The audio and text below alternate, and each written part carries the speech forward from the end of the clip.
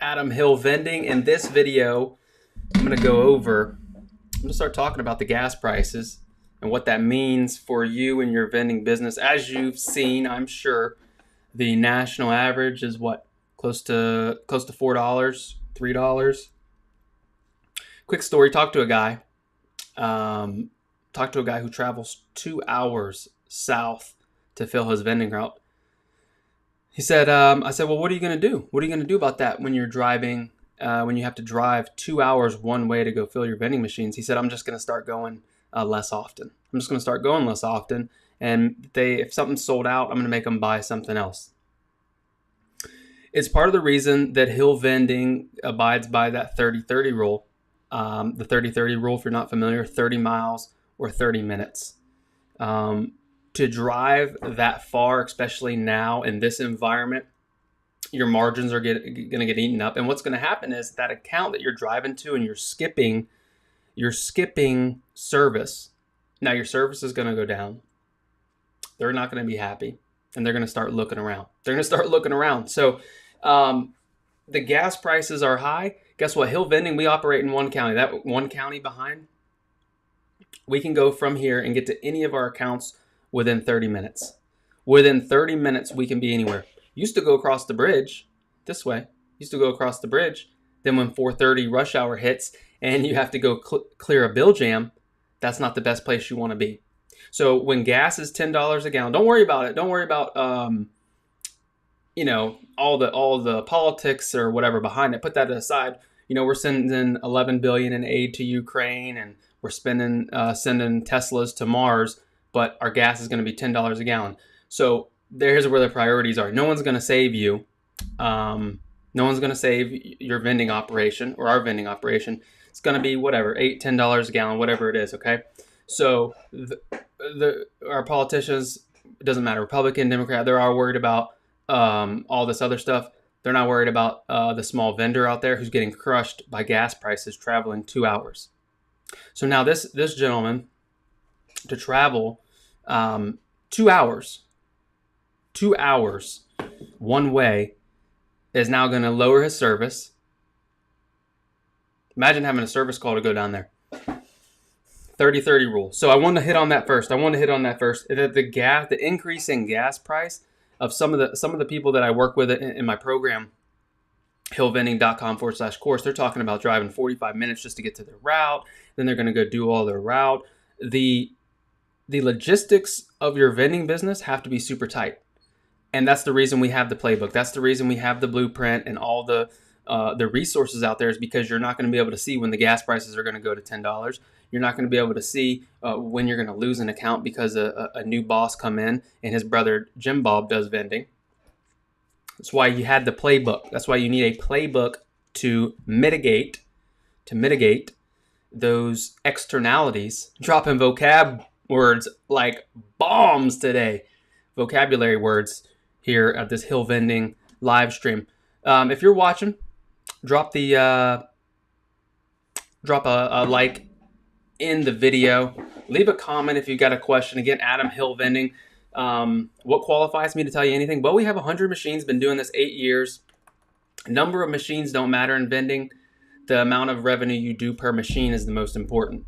So I'm really excited. Got a number of people getting signed up, grabbing the ebook, grabbing the course, realizing that, talked to somebody today, funny side note, and had one machine, bought one machine for $100. Let me say that again. Bought one machine for $100. Didn't know anything about it. Just thought that they're going to go fix it. Come to find out, they're not going to make parts for that anymore. It's not credit card capable. So, but the question was asking was, well, do I really need a course when I'm just starting out small? I just want to be small. I don't really want to be as big as you. It led me to this analogy like football. There's NFL, there's high school, there's college, there's Pee Wee football. Even if you want to play Pee Wee football, the coaches still have a playbook. You still run plays in Pee Wee football, right? The NFL has more complicated plays. Pee Wee football has less complicated plays, but they still run plays. And if you don't have a playbook at all, and you're buying $100 machine because you want to make some extra money, you're just basically what you've decided to do is run around on the field like a pee-wee football player, just running around. You don't know if you're going to go catch the ball. You don't know if you're coming or going. You're just running around. So that's what a lot of people in the vending business do, is like trying to drive a semi truck, and they don't go get their CDL. They don't go get their CDL. They're just driving their semi truck off a bridge, backing into cars, can't parallel park it. So, to wrap that up,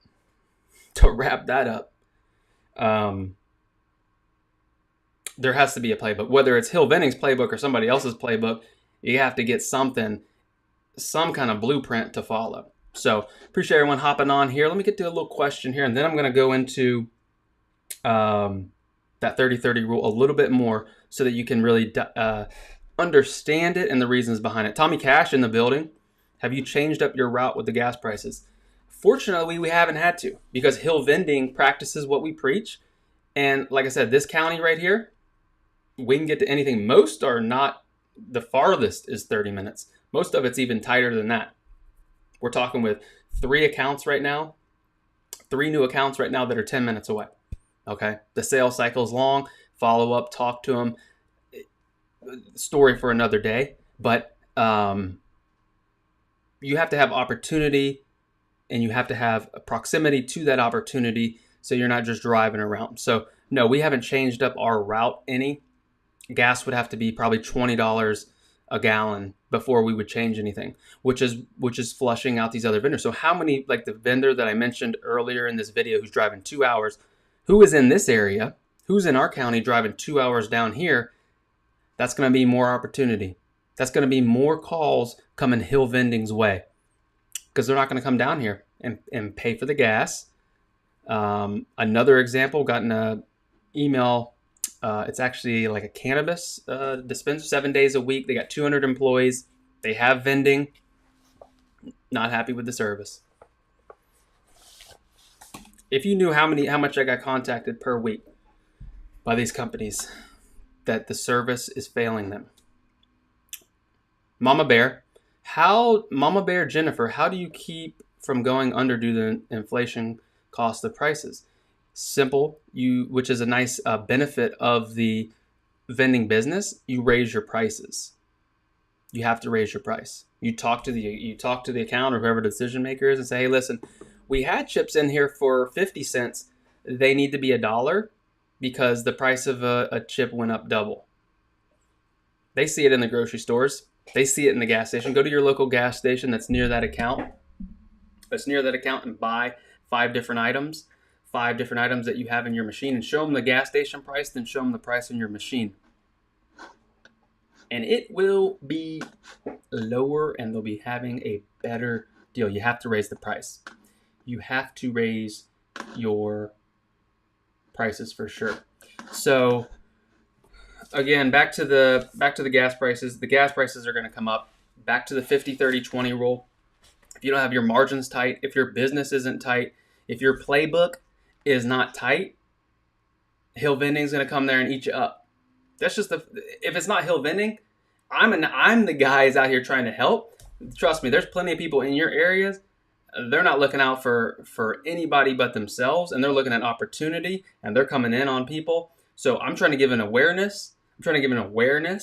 And an overview of what's really happening, because most vendors, I'm a small vendor compared to people who do millions of dollars, but they're not out here telling and sharing because they're worried someone's going to steal their account, or somebody's going to do this, or they don't want to tell they're old school and they don't want to let people know what they're doing or what they're not doing. There's people in your area who are going to target your accounts. There's people in your area that are going to do that. So that's why you have to be super tight with your processes. That's why you 50-30-20 rule. That's why you have the 30-30 rule, as close as possible. It's just the route game 101. So hope that helps. Hope that answers your question there. We were saying, let me see what we're going to pull up here. The $100 machine. I'm going to turn this on real quick. Give me 1 second.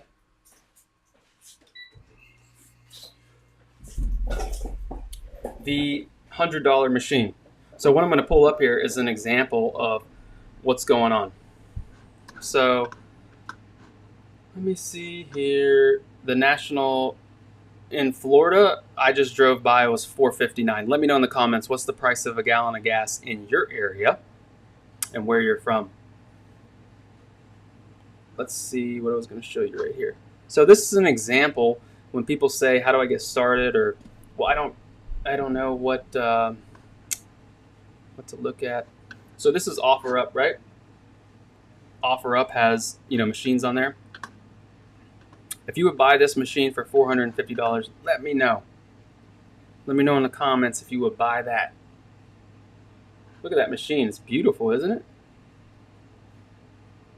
It says snacks and drinks. This machine right here for $450. It's getting hot down here in Florida. Having a cool front come in soon. $450. Would you buy that machine? That machine right there belongs in one place. The scrap yard. Okay. That machine, why? You're talking, is it credit card capable? Can you get parts for it? What are you going to what new profitable business is going to put that relic in their machine? If you want it in your garage, that's an option. You can put that in your garage. You can put that in your garage.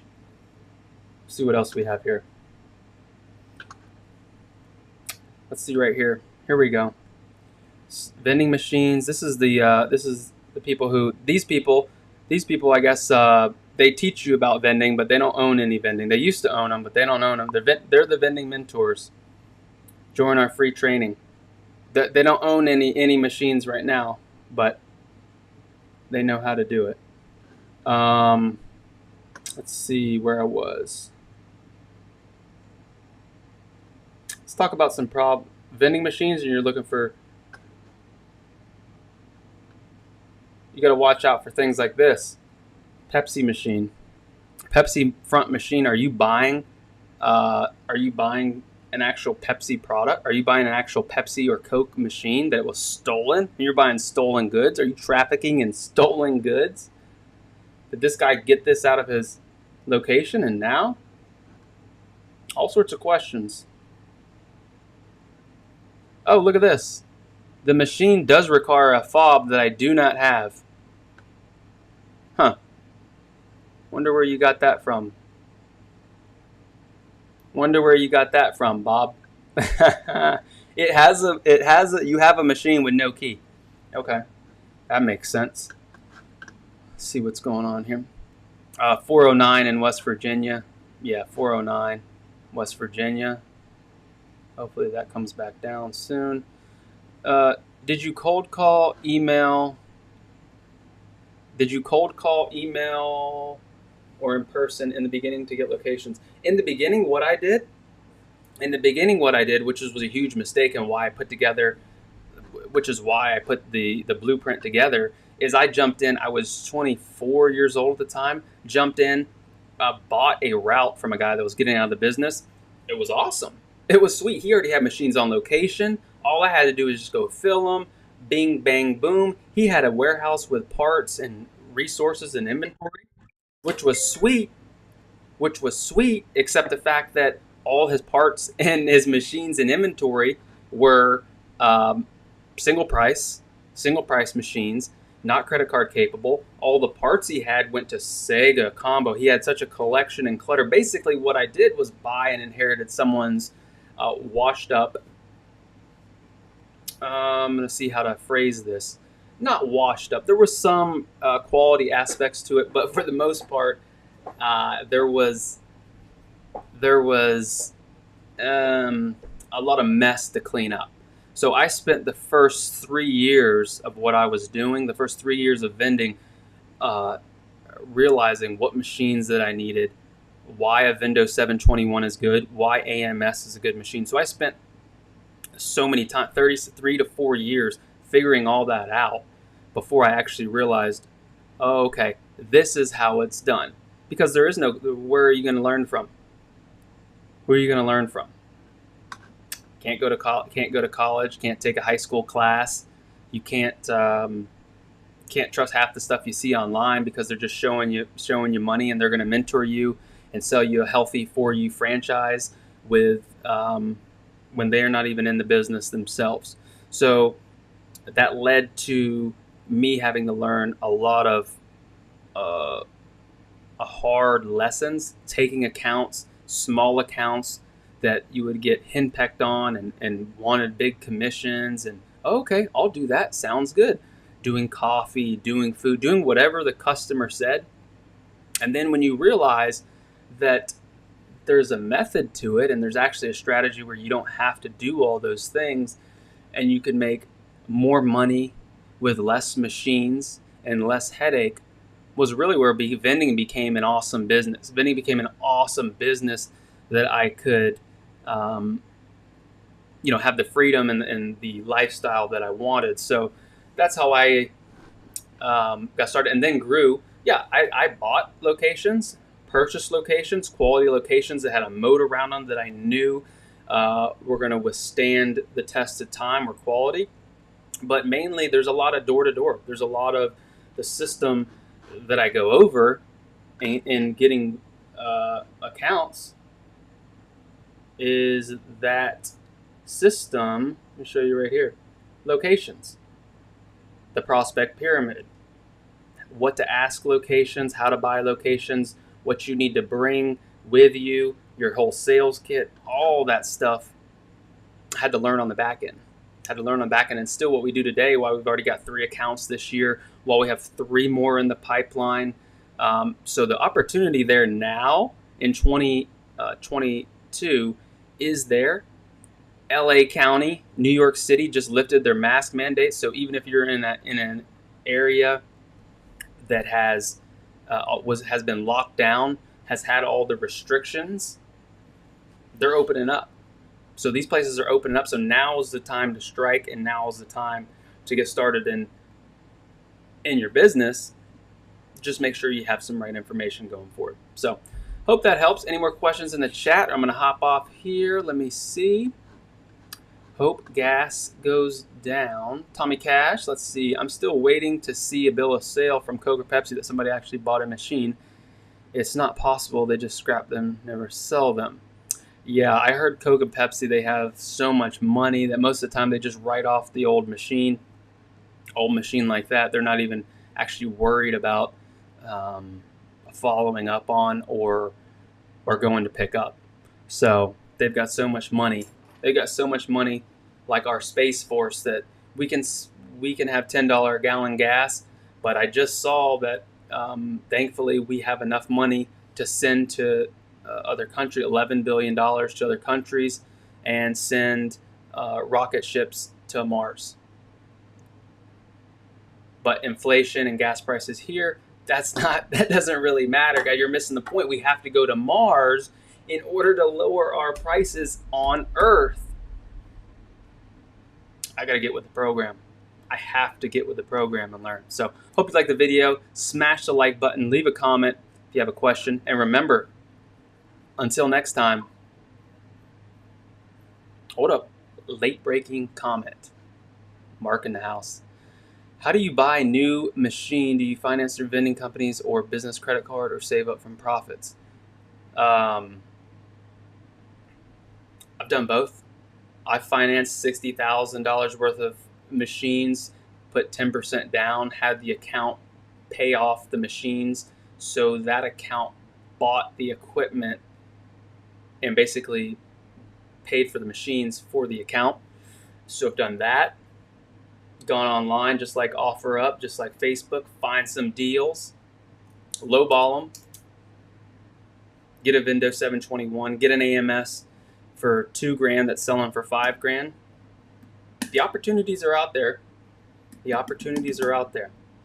So you can put it on your credit card, 6 months, no financing, whatever you want to do. So if you're new to the channel, I can't recommend enough. hillvending.com/start to get the PDF. It's a free PDF. But if you want the real deal vending business blueprint, Look at everything that's in here. Business setup, locations, machines, service, 80 plus videos, all the downloads we use, everything from somebody who's in the business every day. So Facebook group has been added to that also, just so you know, private Facebook group.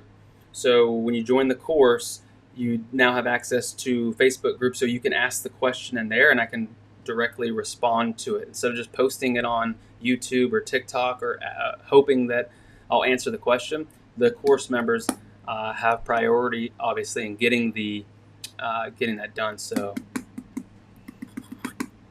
let's see what's up. Richard, what's up, Richard? How long into your vending business did you wait to purchase the F-250 and Isuzu business uses now? Finding affordable movers can get machines in and out of locations has been kind of expensive. Yes, there are a couple different options there.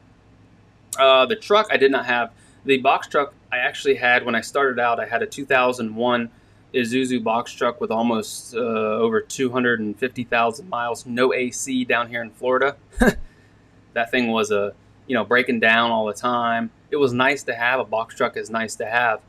But eventually, a few years in, then bought the newer box truck that we have today.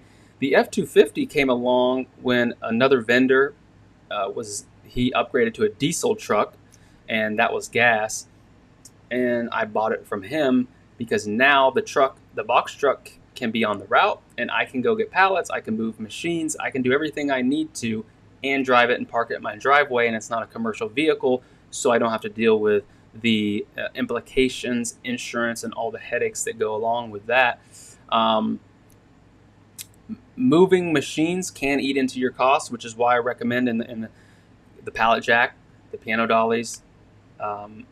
There's trailer options. There's hydraulic lift trailers. Once you get to a point where you feel comfortable with your business and it's something you want to do, then I would start looking into maybe grabbing a trailer, maybe a liftgate option. Liftgate option is nice because you have one vehicle. You can drive it, your daily driver, but you can also move all your machines with it as well. So the versatility of that is nice. But theoretically, all you would need is the box truck with a liftgate. You can put all your product in there, do your route. Even if you had to park it somewhere else, you can still use that to move all your machines. So it's a personal preference of how much you want to jump into doing it. If the machine moves are getting to be super crazy expensive, might be worth it to purchase the vehicle. So hope that helps. And with that said, remember, until next time, keep your drinks cold and your snacks fresh.